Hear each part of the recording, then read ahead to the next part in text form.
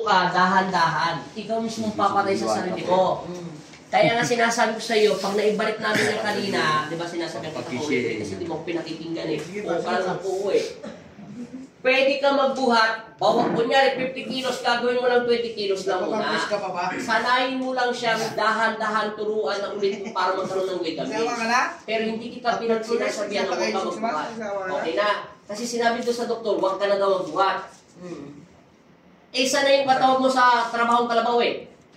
Bukid. Kaya kita pinagbubuhat ng medyo magaan para ma-adapt muna ng muscle pain mo yung dati mong ginagawa. Okay na. Pagkalipas ng 6 na buwan, gusto mo bumuhat ka ng 100 kilo. Basta kaya mo lang. Basta kaya mo lang. Okay lang. Kakabuhatin mo, hindi kaya tayo, no? Okay na. Anong pinagkaiba? Hindi ka na banking-banking. Hindi na gano'n. O, palakpakan nyo naman siya. Siyempre nung papalakpak yung nanay. Kaya ka, akala mo may lus-lus ka. Wala kang lus-lus. Dahil na may diferensya yung sinasabi ng doktor. Totoo yung sinasabi ng doktor mo kasi wala kang kulang. O, sige, yan ka na yan. O, paalam ka na. Nakakalakad ka na ng diretso. Ilang taon mo na nararanasan yan? 20 years. 20 years? Kaya pala manipis na yung mga laman mo dyan, no? Sabi naman kasi ito, hindi ako makaragad eh.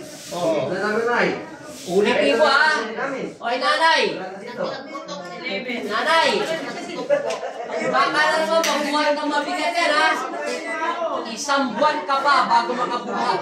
Magbabuhat na lang po ng abono kasi sa ilog kasi. Yun yung abono, magaan lang naman yung kuya. Pwede ka magbuhat ng abono. Okay na kaya? Kumain ka na maraming gulay at isda.